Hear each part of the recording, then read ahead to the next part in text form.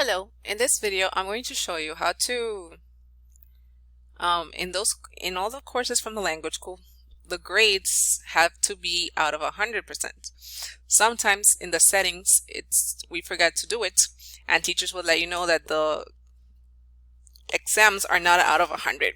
So for you to change it so it be out of percentage, you go to grades and you will see that in the grades of this class, for example, here the midterm is out of 40 instead of 100%.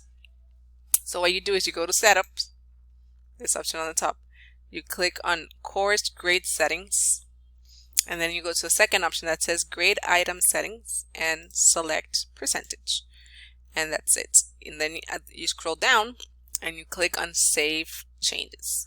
So that's what you have to do, and you will see as soon as you do that and it goes back to grades, here now it shows you the grade out of 100%. Also, this grade rubric should also have the homework participation grades column available for teachers to sign. So for you to do that, I'm going to show you how to.